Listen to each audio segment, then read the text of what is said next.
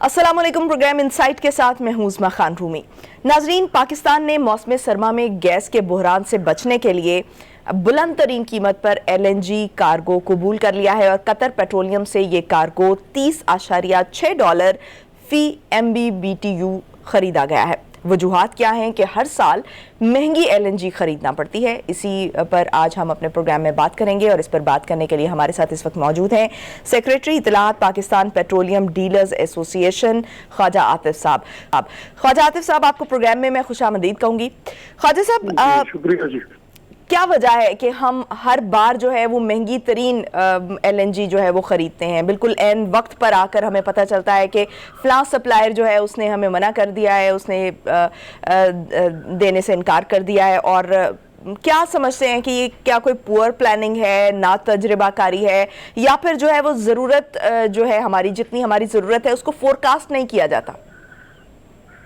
देखिए, इसमें सबसे पहले तो महंगी है जिसकी कोई जस्टिफिकेशन नहीं है, और सेकेंडली उसके बाद ये देखें कि हर सेक्टर के अंदर स्पेशली इस दौर में जो मैंने चीज देखी है कि माफियाज घुस के ये प्लान तरीके से हर चीज को डिले करके तमाम जो कैमरा रूल्स हैं उनको बाईपास करके ये अपनी मनमर्जी करते हैं और आखिर में ये इसकी परचेज करते हैं, जिसको फिर आप तमाम आप जो आपके लॉ ऑफ द कंट्री है उससे आप आज़ाद हो जाते हैं।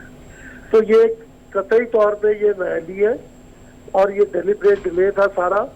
और मुझे समझ नहीं आती कि आप बाहर किसी वो जो ठेले वाला है उससे भी पूछे तो उसको भी पता है कि सर्दियां आ रही हैं, तो मैंने कोई अरेंजमेंट करना है अपने लिए। बिल्कुल। तो मुझे नहीं समझ आती कि इतनी इतनी गाड़ियां, इतने इतने पेट्रोल और इतने इतने फैसिलिटीज लेके हमारे सेक्रेटरीज और हमारे मिनिस्टर्स ये क्या करते हैं सारे साल के अंदर।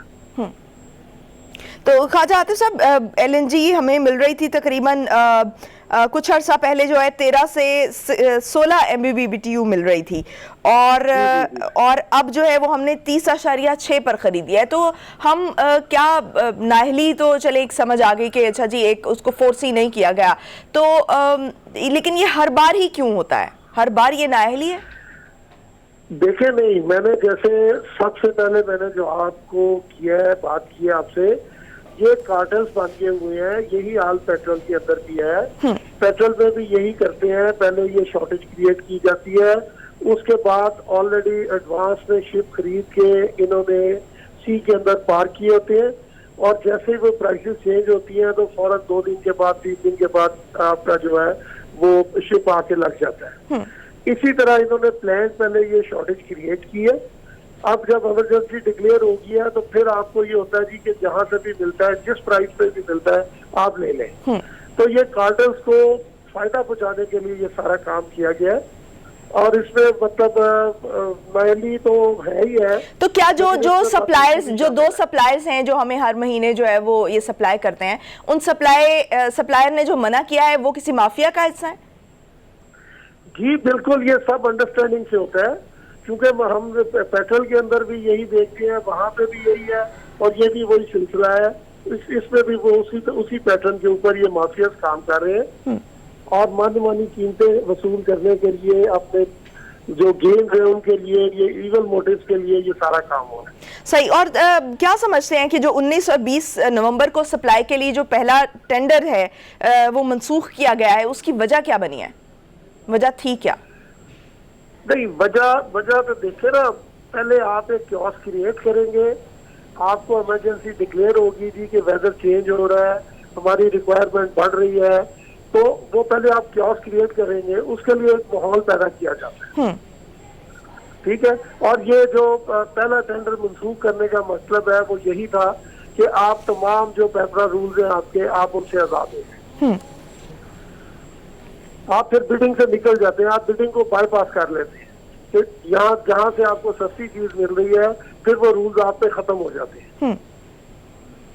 और यही काम वो पेट्रोल में होता है, पेट्रोल डीजल के अंदर जब परचेज होती है, और यही काम इसमें भी हो रहा है।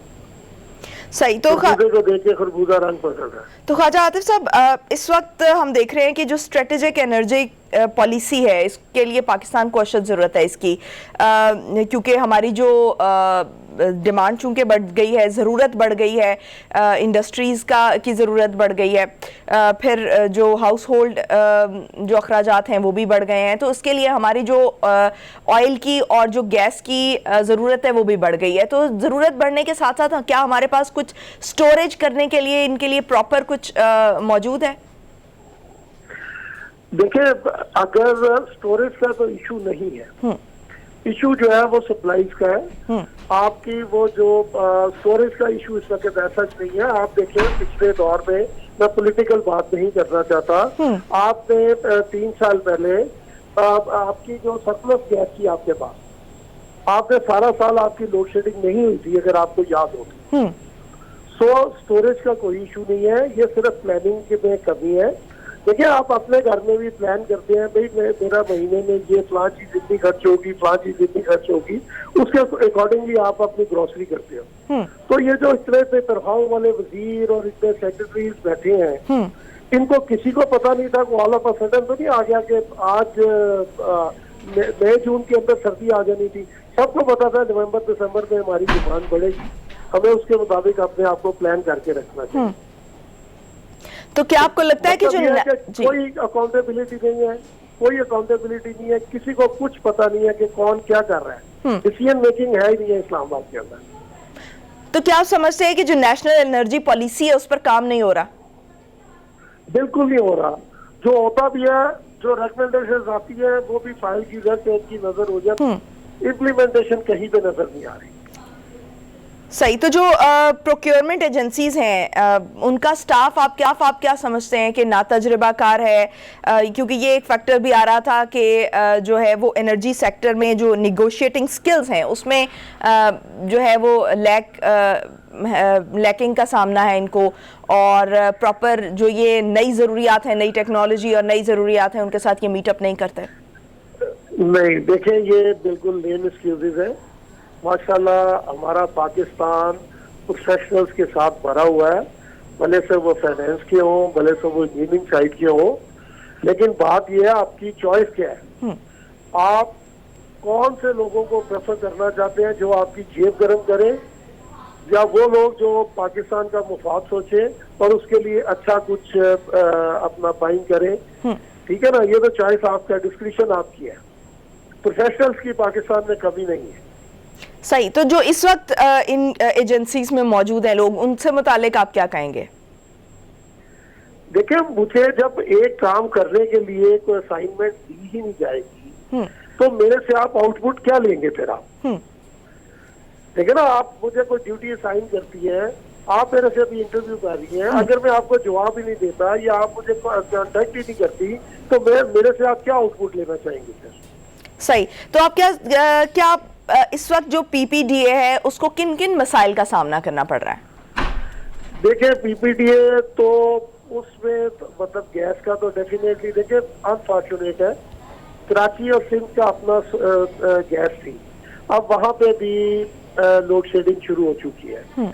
ठीक है, केपीके में और सिंध के अंदर, ठीक है, वो अपनी प्रोड्यूस कर रहे थे गैस। अब सबको पता था कि प्रेशर ड्रॉप हो रही है, गैस खत्म होने वाली है, तो हमें उसके मुताबिक प्लान करना चाहिए था। लोगों ने करोड़ अरब रुपया लगा के सीएनजी अपनी गाड़ियों के अंदर फिट की हुई है, वो सारा सिलसिला है, लेकिन कोई बंदा उसको कैटर करने के लिए तैयार नहीं है, कोई उसको देखने के लिए तैयार नहीं है। यही हाल प्रोडक्ट्स में हो रहा है। मतलब अभी आप देखें, पेट्रोलियम इंडस्ट्री के अंदर अभी प्राइस बढ़नी थी, कंपनीज ने 8 दिन पहले सप्लाईज बंद कर दी। मतलब रेट ऑफ द गवर्नमेंट कहीं नजर नहीं आती, ना ओगरा के काम पे क्यों नहीं है, ना पेट्रोलियम इंडस्ट्री के उसके मिनिस्ट्री के ऊपर जो है वो उनको वो होश है इस चीज का कि हमने इसको कैटर करना है, ना डिस्ट्रिक्ट मैनेजमेंट देखती है इन चीजों को। तो ख्वाजा आतिफ साहब, गवर्नमेंट को मुसलसल जो है वो गवर्नमेंट से शिकायत की जा रही हैं। जो ऑल पाकिस्तान सीएनजी एसोसिएशन के चेयरमैन हैं, उनका बयान भी सामने आया है कि जो हुकूमत है वो निजी शोबे को एलएनजी दरामद करने की इजाज़त देने के लिए भी पॉलिसी बना चुकी है। मुख्तलिफ सनतों और शोबों को उनकी जो खपत और फ़रोख्त है उसके लिए भी पॉलिसी बना चुकी है, लेकिन अमल दरामद नहीं हो रहा। और उसमें वो कह रहे हैं कि कुछ सरकारी महकमे इस पर अमल दरामद में रुकावटें पैदा कर रहे हैं। कौन से, ये पॉलिसी क्या है और इसमें कौन कौन से महकमे जो हैं वो रुकावटें पैदा कर रहे हैं? देखिए, इसमें पॉलिसीज, ये जो गवर्नमेंट वाले आपके जितने हमारे महकमे हैं, ये इनके माशाल्लाह बड़े अच्छे रास्ते हैं। हमारे जो इंपोर्टर हैं वो सारे जो सिलसिला है जो इंपोर्ट कर रहे हैं, तो ये गो स्लो पॉलिसी पे चल रहे हैं। और कभी एक ऑफिस के अंदर जो रेड टेप हमारा मतलब सिलसिला है, तो वो उसको लेके चल रहे हैं। फाइलें आहिस्ता आहिस्ता मूव करती हैं। वो बिल्कुल वो जो अपना बहुत ही यानी कि एक लेवल पे गई है, उसमें किसी का इंटरेस्ट नहीं है कि हम पॉलिसी लेके आए हैं, हमारे पे क्राइसिस आ रहा है। असल प्रॉब्लम वहां पे आके रुकती है कि जितनी देर आपके पास अकाउंटेबिलिटी नहीं होगी, इस दफा फाइट करें जो रिस्पॉन्सिबल है, जिनकी वजह से ये एलएनजी की इस वक्त शॉर्टेज हो रही है। ये 4-6 बंदों को फायर करें। आप नेक्स्ट ईयर देखें इनकी प्लानिंग कैसी होगी। हमारे तो तमाशा लगा हुआ है, हर चीज में ऐसे हो रहा है। पहले क्या है जी, गंदम एक्सेस हो गई है तो गंदम आप एक्सपोर्ट कर दो, फिर उसके बाद पता चलता है कि गंदम शॉर्ट हो गई है, फिर महंगे दामों आप गंदम खरीद लें। इसी तरह शुगर का काम है, इसी तरह ये इन्होंने एलएनजी में किया है, इसी तरह ये पेट्रोल के ऊपर कर रहे हैं। सही, तो इसमें जो डीलर्स एसोसिएशन है वो क्या किरदार अदा कर सकती हैं? अगर ये सिचुएशन इस तरह से जा रहे हैं हम minister energy, power and energy के साथ कल मीटिंग हमारी है सेक्रेटरी पेट्रोलियम साहब से। तो अब उसमें ये सारे इश्यूज हमने कुछ रेज किए हुए हैं, लास्ट वीक भी उनसे हुई थी। तो उसके बाद अब देखते हैं, तो फिर और मतलब सारी दुनिया पहले ही सड़कों पे है, तो ये चाहते हैं कि शायद फिर हम भी सड़कों पे आ जाए। फिर और step at the end of the day जब खाने के लिए ना मिलेगा आपको, करोड़ों रुपए आपने इन्वेस्ट किए हुए हैं, लोगों ने बैंकों से फाइनेंसिंग करवाई हुई है, तो आपके सीएनजी स्टेशन बंद पड़ेंगे। तो मैं एक पाइपलाइन से मुतालिक जो पाकिस्तान और रशिया के दरमियान जो है वो एक डील के तहत जो है वो बन रही थी, 1122 किलोमीटर तवील ये लाइन थी, उससे मुतालिक पूछना चाह रही हूँ कि जिसने 2023 में मुकम्मल होना था, क्या आप समझते हैं कि ये 2023 तक मुकम्मल हो जाएगी? क्या इसकी अपडेट्स क्या है? देखिए, मेरे आप 2023 की बात कर रही हैं, मैं मतलब थोड़ी सी रिजर्व स्टेटमेंट देता हूँ। पहली बात यह कि अल्लाह करे ये कंप्लीट हो जाए। ये 2026 में भी अगर हो जाती है तो ये हमारी और आपकी खुशकिस्मती होगी। यानी आप समझते हैं कि 2023 तक ये मुकम्मल नहीं हो सकती? नहीं नहीं नहीं, वो कुछ इंटरनेशनल प्रेशर हैं हमारे, मतलब गवर्नमेंट शायद नहीं प्रेशर ले पा रही। अदरवाइज इसको मतलब अभी तक तो बिल्कुल, ये देखें अब एज पे तो हम पहुंच गए हुए थे। तो अब ये तकमील के करीब कोई नहीं है किसी का, तो क्या किया जाए? सही, इंटरेस्ट नहीं है। बहुत अहम तरफ आपने इशारा किया है, बहुत शुक्रिया। ख्वाजा आतिफ साहब हमारे साथ मौजूद थे। नाज़रीन, वक्त हुआ एक ब्रेक का, ब्रेक से वापस आएंगे और फिर अगले टॉपिक पर बात करेंगे। Stay with us.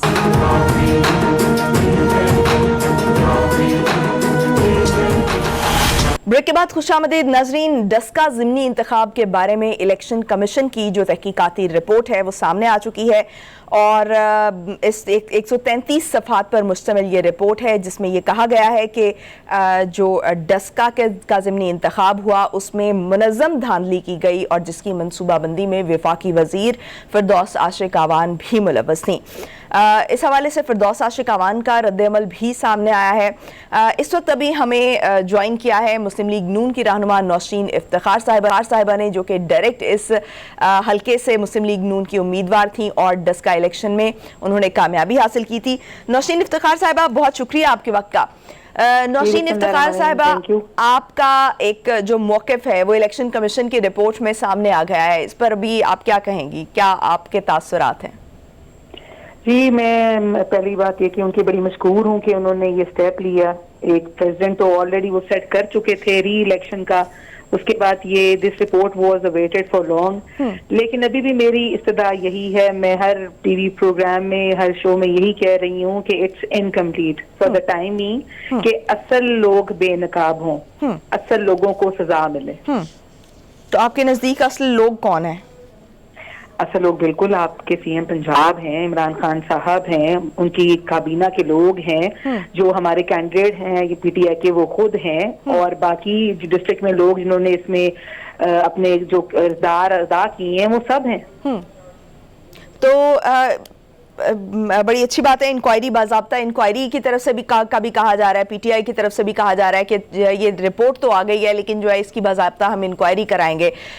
तो इस पर आपका क्या स्टैंड होगा? आप क्या जो है वो अब इसके बाद जो है इंक्वायरी की जानी चाहिए या डायरेक्ट जो है वो आप कार्रवाई का मुतालबा करेंगी?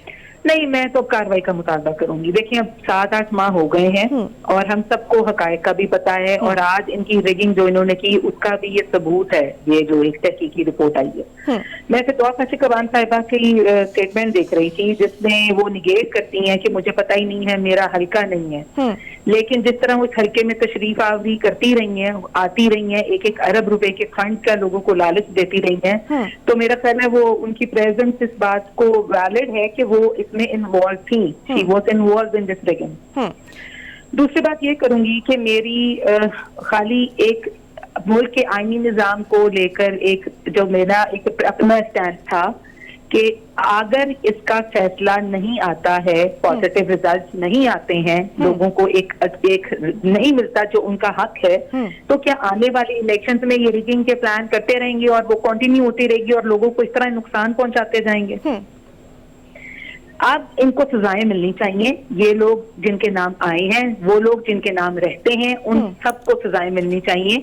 और ये जो लोगों की किरदार कशी करते हैं, सियासत के नाम पे लोगों की जानें, लोगों की जाया हुई हैं, उन सबको इंसाफ मिलना चाहिए। सही, मगर आप कैसे ये एक्सपेक्ट कर सकती हैं कि मौजूदा हुकूमत के खिलाफ ही एक रिपोर्ट आई है, एक तहकीकाती रिपोर्ट आई है, और उन्हीं के खिलाफ जो है वो अपने खिलाफ कार्रवाई कैसे करेंगे? देखें, ईसीपी ने बहुत बड़ा फैसला लिया, सुप्रीम कोर्ट ने बहुत बड़ा फैसला लिया। अभी भी being Pakistani, I am very hopeful कि कोई इदारा तो मुझे इंसाफ देगा, कोई इदारा तो NA-75 को इंसाफ देगा ना। हम सब पाकिस्तान के शहरी हैं, हमें आजाद अपना एक हक राय इस्तेमाल करने का, हम लोग सब हमें एक आजाद वो मौक़िफ़ मेरा जो यही था कि लोगों को उसका हक इस्तेमाल करने दें, NA-75 को उनके वोट का हक इस्तेमाल करने दें। अगर वो राइट मिला है तो I am like seeing this people behind the bars इंशाल्लाह। अच्छा, नौशीन इफ्तिखार साहिबा, जो फिरदौस आशिक अवान है उन्होंने एक तो जो AC हाउस में मीटिंग थी उससे डिनाई किया, दूसरा उन्होंने कहा कि वो वज़ीर इत्तलात के तौर पे वहाँ पर जाती नहीं, लेकिन उन्होंने कोई कैंपेन नहीं की। तो इस सिलसिले में चूंकि आप वहाँ पर मौजूद थी, तो इसमें आपका क्या मौक़िफ़ है कि क्या वो वाकई कैंपेन में इन्वॉल्व नहीं थी और वो सिर्फ जो है वो इंफॉर्मेशन मिनिस्टर के तौर पर वहाँ पर जाती रही? देखें जी, इन सब के आने से ना आने से फर्क तो पड़ा है, लेकिन जो फिरदौस बीबी ने अपनी स्टेटमेंट एक दी है, अगर वो उसको एक्सेप्ट नहीं करती तो मैं इस पे ज्यादा बहस नहीं करूंगी, because we have those videos, हमारे पास प्रेस कॉन्फ्रेंसेस हैं जो उन्होंने की हैं। इलेक्शन डे पे उन्होंने प्रेस कॉन्फ्रेंस की जहां पे उन्होंने लोगों को कहा है कि हम एक अच्छा ही अमाउंट का फंड लेकर आएंगे, डस्का के लिए काम कराएंगे। उससे बड़ा क्या सबूत होगा? सही, आपके पास यानी सबूत मौजूद हैं और प्रेस कॉन्फ्रेंसेस मौजूद हैं जिसमें वो ये इस तरह से कैंपेन करती हुई नजर आ रही है, और आपने कहा है कि इलेक्शन वाले दिन की ये एक और बात आपको बता दूं, शायद आप लोगों के इल्म में हो या ना हो, जिस दिन रिजल्ट आया है RO ऑफिस में, वो सुबह 4:30 बजे से सुबह 10 बजे तक मेरे साथ मौजूद थी, जहां पे वो RO को, DRO को जो है वो प्रेशराइज कर रही थी कि उनको वो इनकम्प्लीट रिजल्ट जो है वो दे दिया जाए। हमारा कैंडिडेट जीता हुआ कैंडिडेट है, ये उनके अल्फाज थे, हमें रिजल्ट दें ताकि हम घर जाएं। क्या वो बतौर PTI के वहां पे जो आई थी उसको रिप्रेजेंट कर रही थी अपनी एक ओहदे को, या मेरे कैंडिडेट की सपोर्ट कर रही थी? सही, तो इस हवाले से आपके पास कोई वैलिड प्रूफ मौजूद है? बिल्कुल, उनकी एक वीडियो हुई थी जो है आप लोगों ने देखी होगी, शायद एक लीक हुई थी, जिसमें उमर डार साहब और फिरदौस आशिक अवान साहिबा बहस रहे थे। वो कह रहे थे कि आप क्यों आ गई, आपने पूरा माहौल खराब कर दिया आके। वो एक वीडियो भी उसी दिन की है जो इंटरनेट पे और सोशल मीडिया पे बहुत ज्यादा वायरल हुई थी। सही, बहुत शुक्रिया। नौशीन इफ्तिखार साहिबा हमारे साथ मौजूद थी। उनका कहना था कि उनके पास प्रूफ्स मौजूद हैं कि फिरदौस आशिक अवान वहाँ पर असरअंदाज होती रहीं और उन्होंने किस तरह से वहाँ पर जो रिटर्निंग ऑफिसर्स थे उनको प्रेशराइज करने की कोशिश की। उनके पास वीडियो भी मौजूद है। नाज़रीन, मुझे ब्रेक लेने का कहा जा रहा है, ब्रेक से वापस आएंगे और फिर बात करेंगे। Stay with us.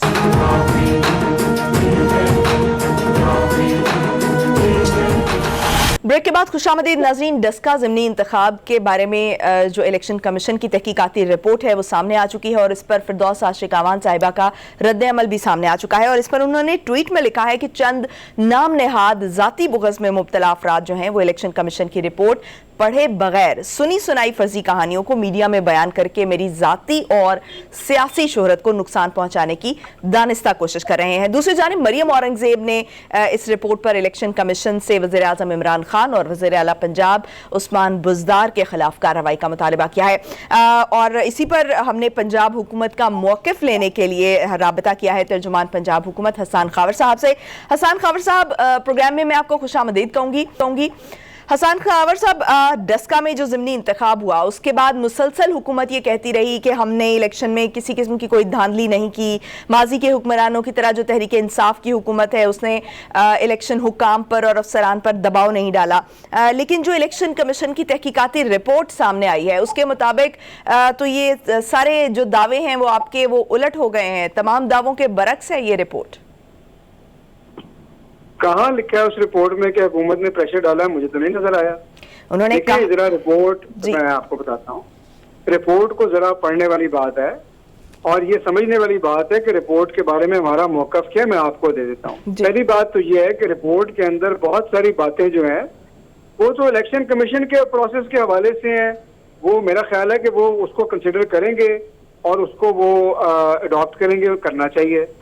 दूसरी बात यह है कि जब इलेक्शन कमीशन हुकूमत पंजाब के का अगर कुछ अफराद के नाम आएंगे तो हम उनको उनकी बात भी सुनेंगे, जो इलेक्शन कमीशन कहेगा हम उस तरह कार्रवाई भी करेंगे, कानून के मुताबिक करेंगे। उसकी वजह यह है कि हमारा पहले दिन से नजरिया ये है कि हमने इलेक्शंस को शफाफ बनाना है, हमने इलेक्शंस को ट्रांसपेरेंट बनाना है। आज इस रिपोर्ट के पीछे ऑपोजिशन छुपना चाह रही है। हम तो पहले दिन से ये कह रहे हैं, हम कह रहे हैं भाई बैठो, इलेक्टोरल रिफॉर्म के हमसे बात करो। मसला इसके अंदर बुनियादी क्या है? मसला ये है कि इस मुल्क में इलेक्शंस की क्रेडिबिलिटी वो नहीं है जो होनी चाहिए। वो क्रेडिबिलिटी कैसे बनेगी? जब आप इलेक्टोरल रिफॉर्म करेंगे। इलेक्टोरल रिफॉर्म की बात इस मुल्क में कौन करता है? पाकिस्तान तहरीक इंसाफ। कौन है जो उससे कन्नी कतराता है? ऑपोजिशन जब आते हैं उनको पसीना आता है। तो हम तो डे वन से कह रहे हैं कि भाई बैठो, इलेक्टोरल रिफॉर्म पे बात करो, इलेक्शन कमीशन को ऑटोनोमस बनाओ, उनको सिंगल लाइन बजट दो, इलेक्ट्रॉनिक वोटिंग मशीनें लाओ जो दुनिया में तरीका है, राइट होता है। लेकिन वो तो बात करने को नहीं तैयार। तो अब ये इस किस्म की रिपोर्टों के पीछे वो छुप के एक कहानी और फसाना बनाने की कोशिश कर रहे हैं। अगर रिपोर्ट में कोई जिम्मेदारी किसी की फिक्स की जाएगी, इलेक्शन कमीशन जाएगा, जो तरीकाकार होगा हम कार्रवाई करेंगे, हमें तो कोई इनकार ही नहीं इस बात से। सही, अगर आपको इस पर कोई इंक्वायरी कंडक्ट करना पड़ती है तो आप इस पर इंक्वायरी भी कंडक्ट करेंगे? देखिए, जो जो कानून की रोशनी में जो जो जरूरी होगा करेगा। डिबेट होनी चाहिए, इलेक्टोरल प्रोसेस की क्रेडिबिलिटी बढ़नी चाहिए। इस तरह की इंक्वायरीज में जो कोई प्रोसेस के लैप्सेस हैं कोई और है। आपने जो शुरू में बात की ना, हमारा मौकफ आज भी वही है कि अल्हम्दुलिल्लाह पाकिस्तान तहरीक इंसाफ की हुकूमत ना तो इस किस्म के हथकंडों में बिलीव करती है, ना ही इनको लेके एक्शन में। अगर कुछ अफराद ने कोई गलती की है, डिलिबरेटली की है, नहीं नॉन डिलिबरेटली की है, तो उसको हम करेंगे इंक्वायरी। अगर हमें इलेक्शन कमीशन कहेगा, क्यों नहीं करेंगे? तो ये जो कानून भी तो यही कहता है ना। सही, अगर आपके यानी आप अपने ही लोगों के खिलाफ जो है इंक्वायरी अगर आपको करना पड़ी तो आप जरूर करेंगे, और अगर जो है वो आपकी इंक्वायरी में अगर वो जिम्मेदारान ठहराए जाते हैं तो आप उनके खिलाफ कार्रवाई भी करेंगे। कानून की नजर में कोई अपना या पराया नहीं होता। जो कार्रवाई जिस शख्स के खिलाफ जरूरी होगी उसकी बात सुनकर उसको भी तो सुनेंगे ना। अभी तो ये वन साइडेड इंक्वायरी है। उसके बाद जो भी कानून की रोशनी में कार्रवाई होगी वो करेंगे। अपना हो पराया हो, कोई अपना पराया कानून की रोशनी में होता, सब बराबर होते हैं। यही है कानून। पाकिस्तान तहरीक इंसाफ की हुकूमत में कानून यही है। मुस्लिम लीग नून के में होते थे कि अपनों के लिए और कानून और परायों के लिए और। सही। तो हसन साहब, ठीक है, बड़ी अच्छी बात है कि अगर जो भी जिम्मेदारान होंगे, चाहे वो हुकूमत के अपने लोग होंगे या गैर होंगे, अपने और पराये की जो डिस्टिंक्शन है उसके बगैर जो है, डिस्क्रिमिनेशन के बगैर जो है वो कार्रवाई की जाएगी। बड़ी अच्छी बात है। हसन साहब, रिपोर्ट जो आई है उसके मुताबिक जो कंट्रोलिंग अथॉरिटी है वो प्रिजाइडिंग अफसरान को और हुकूमती लोगों को कठपुतली की तरह इस्तेमाल कर रहे थे। तो ये जो कंट्रोलिंग अथॉरिटी कहा गया है, क्या आपका क्या मौक़िफ़ है कि कंट्रोलिंग अथॉरिटी फिर किसको कहा गया है? आपकी थोड़ी सी आवाज कट गई, मैं जरा एक दफा आप रिपीट कर दीजिएगा। क्या आप कह रही है प्रिजाइडिंग ऑफिसर कंट्रोलिंग अथॉरिटी के बारे में? आपको संभाल के मैं दोबारा मैं रिपीट कर देती हूँ। रिपोर्ट में ये लिखा गया है कि जो कंट्रोलिंग अथॉरिटी है वो प्रिजाइडिंग अफसरान को और हुकूमती लोगों को कठपुतली की तरह इस्तेमाल कर रहे थे। तो सवाल मेरा ये है कि आपके मुताबिक ये फिर कंट्रोलिंग अथॉरिटी कौन थे? अच्छा देखिए, मैं आपको पहले एक क्लियर बात बता दूं। एक तो ये है कि मैंने तो वो रिपोर्ट, अभी तो वो पब्लिक नहीं हुई, हमसे ऑफिशियली शेयर नहीं हुई, मैंने तो पेज टू पेज नहीं पढ़ी। दूसरी बात ये है कि इंक्वायरी रिपोर्ट का काम क्या होता है कि फैक्ट फाइंडिंग करे और सामने फैक्ट रखे। ये जो आप बात कर रही हैं ये तो किसी शख्स की ओपिनियन लग रही है। बात तो आप कानूनी जुबान में करें ना कि जी फलाने शख्स ने ये करना था, नहीं किया, उसके खिलाफ क्या कार्रवाई। मैं आपको रिपोर्ट ब्रीफ कर देती हूँ। मैं आपको रिपोर्ट ब्रीफ कर देती हूँ। उसमें ये कहा गया है कि जो डॉक्टर फिरदौस आशिक आवान हैं वो एक इजलास में शरीक हुई जिसका मकसद इलेक्शन में धांधली की मंसूबाबंदी था। और ये जो इजलास है ये डिप्टी डायरेक्टर कॉलेजेस ने असिस्टेंट कमिश्नर के घर पर तलब किया था, जिसमें फिरदौस आशिक आवान साहिबा मौजूद थी। ये रिपोर्ट में लिखा गया है। और जो गवर्नमेंट डिग्री कॉलेज के प्रिंसिपल हैं नवाज चीमा, उनके ऑफिस में गैर कानूनी तौर पर ये प्रिजाइडिंग अफसरान जो हैं उनको तलब किया गया था। और प्रिजाइडिंग अफसरान जो हैं उनको ये हिदायत की गई थी कि वोटिंग के अमल को जो है वो स्लो रखा जाए, स्लो डाउन किया जाए और 25% जो वोटिंग है वो शहरी इलाके में 25% से ज्यादा ना हो। और दूसरा जो लापता प्रिजाइडिंग अफसरान थे उनसे मुतालिक भी मैं आपको बता दूं कि उसमें लिखा हुआ है कि प्रिजाइडिंग अफसरान धुंध की वजह से जो ताखीर से आने का बहाना बनाते रहे। असल हकीकत ये थी कि जो प्रिजाइडिंग अफसरान हैं उनको निजी गाड़ियों में जगह जगह घुमाया जाता रहा और फिर एक नामालूम बिल्डिंग में ले जाया गया। और उन्होंने ये कहा है कि ये कोई इत्तेफाक नहीं बल्कि मंसूबा बंदी के तहत ये जो 20 प्रिजाइडिंग अफसरान थे इनको जो गुमशुदा किया गया वो एक प्लानिंग के तहत था। और जो पीओस थे, जो प्रिजाइडिंग ऑफिसर्स थे, उनको 7 घंटे तक नामालूम इमारत में रखा गया। और जो उनमें से 3 लापता जो पीओस थे उनको जो पुलिस एहलकार थे सियालकोट में एक मशकूक जगह पर लेकर गए। और ये वजूहात थी जिसकी वजह से जो पीओस हैं उनको वापस आने में ताखीर हुई और नताइज देने में ताखीर हुई। अच्छा देखिए, ये तो बड़ी डिटेल की आपने उसमें ये लिखा है, ये लिखा है, आखिर में रिकमेंड क्या किया, उन्होंने क्या करना है ये बताएं ना, और फिर मैं बता देता हूँ उस पर हम क्या करेंगे। रिपोर्ट क्या रिकमेंड करेगी, क्या करे हुकूमत? रिपोर्ट तो रिपोर्ट होती है ना, रिपोर्ट में तो वो इंकशाफात सामने आया ना। नहीं, रिपोर्ट के आखिर में मैडम को रिकमेंडेशन दी होंगी ना कि जी इस रिपोर्ट की रोशनी में ये काम करने चाहिए, वो आप हमारे सामने लाएं, हम आपको बता देंगे अगर हमें इलेक्शन कमीशन ये रिकमेंडेशन देगा तो हम क्या करेंगे। दूसरी बात यह है कि आपने मैडम फिरदौस आशिक अवान की बात की, इस स्टेज पे क्योंकि वो रिपोर्ट अभी तो इलेक्शन कमीशन में सबमिटेड है, आगे नहीं, या तो आपको मैडम खुद बता सकती हैं वो थी कि नहीं थी, या जब हमें ऑफिशियल इलेक्शन कमीशन लिखेगा तो हम उनका वर्जन भी देंगे कि वो थी या नहीं थी या वो कहाँ थी। तीसरी बात यह है कि ये जो फिरदौस आशिक अवान ने वहां पर मौजूद होने से डिनाई किया है। आपने इतना लंबा सवाल किया, जवाब भी तो सुन लेना। अच्छा तीसरी बात, सवाल नहीं था, वो रिपोर्ट थी। आपने कहा मैंने रिपोर्ट नहीं पढ़ी, तो मैंने आपको रिपोर्ट के कुछ मुंदरजात आपको जो है। बिल्कुल बिल्कुल, आपने कहा कि उन लोगों को ले जाया गया। अच्छा वो अब आप इलेक्शन कमीशन लिखेगा कि जी फलाने बंदे ने उनको लेके गया, आप उसके खिलाफ करें तो हम देखेंगे। मैंने तो आपको बड़ा बुनियादी असूल क्लियर कर दिया है कि जब इलेक्शन कमीशन उसकी सिफारिशात को टेकअप करेगा उसमें से बहुत सारी चीजें उनके इंटरनल मामलात के बारे में है, हुकूमत पंजाब के बारे में जो सिफारिशात वो हमें भेजेंगे हम उस पर बिल्कुल कानून के मुताबिक कार्रवाई करेंगे। और अगर किसी चीज से इलेक्शन ट्रांसपेरेंट और क्रेडिबल होता हुआ तो हम सबसे पहले करेंगे। हमारा तो पहले दिन से ये एजेंडा है। अब इस बात की रोशनी में आप जो मर्जी फैक्ट देखेंगे आपको जवाब क्लियर मिलेगा कि पाकिस्तान तहरीक इंसाफ की हुकूमत तो कहती है इलेक्शन को क्रेडिबल करो, और अगर किसी बंदे का कसूर होगा तो आप इंक्वायर करें, उसका वर्जन लें और जो कानून के तहत कार्रवाई करें। कि कंफ्यूजन क्या है इसमें? कोई कंफ्यूजन नहीं है। नहीं तो आप हुकूमत में है ना, तो आप क्या इनके खिलाफ कार्रवाई करेंगे? आप जो है वो इसको ओन करेंगे या आप इस रिपोर्ट को जो है वो चैलेंज करेंगे अदालत में? क्योंकि बहरहाल जिम्मेदारी देखिए, अभी तो टीवी कह रहे हैं ना, अभी इलेक्शन कमीशन के पास सबमिट हुई है। आप लोग चाहते हैं सारे केस का फैसला है रिपोर्ट के ऊपर एक दिन में टीवी चैनल हुकूमत पंजाब का तर्जुमान कर दे। सरकारी चीजें ऐसे नहीं चलती। पहले इलेक्शन कमीशन में वो सबमिट हुई है, वो उसके कंटेंट्स रिव्यू करेंगे, फिर वो देखेंगे किस बात को कैसे आगे लेके जाना है। कुछ एक्शन वो खुद लेंगे, कुछ एक्शन शायद वो हुकूमत पंजाब को कहेंगे। पहले देखे तो सही ना वो हमें कहते क्या है। जब वो हमें कहेंगे कि जी आपने ये करना है, अभी तो हम पार्टी नहीं है, हम कैसे चैलेंज कर दें? वो तो उनकी इंटरनल रिपोर्ट है, इलेक्शन कमीशन में जमा हुई है अभी तक। तो सही, तो जो मरियम औरंगजेब कह रही हैं कि इस रिपोर्ट पर इलेक्शन कमीशन से मुतालबा कर रही हैं कि इमरान खान और वज़ीर आला पंजाब के खिलाफ कार्रवाई का मुतालबा करें। देखिए, मरियम औरंगजेब तो देखे ना, उनको तो हर वक्त ख्वाब में यही चीजें नजर आती हैं। पूरी ऑपोजिशन को ख्वाब में खान साहब नजर आते हैं। उनको आप दुनिया का कोई मसला बता दें, आप उनको ग्लोबल भी कोई मसला बता दें कि वो कहेंगे ये भी पाकिस्तान तहरीक इंसाफ का कसूर है। मैं तो आपको बड़ा क्लियरली ये बात बता रहा हूँ कि इस रिपोर्ट के अंदर तो कोई ना जिक्र है तहरीक इंसाफ की हुकूमत का, ना खान साहब का, ना वज़ीर आला का। मरियम औरंगजेब ने तो एक फसाना बना रही है ना, वो तो जाहिर है कि अपना पॉलिटिकल पॉइंट स्कोरिंग कर रही है। उनकी बात के ऊपर तो नहीं चल सकते। उनसे ये पूछ लें मैडम से कि जी पाकिस्तान तहरीक इंसाफ की हुकूमत तो पहले दिन से ये कह रही है कि इलेक्टोरल रिफॉर्म पे बात करें, तो क्यों नहीं करते? इसी बहाने चले आ जाए ना, टेबल पे बैठे बताएं कि कैसे इलेक्ट्रॉनिक वोटिंग को क्रेडिबल बना सकते हैं। यही तो हम दरख्वास्त कर रहे हैं पहले दिन से कि भाई अवाम को क्रेडिबल इलेक्शन दो।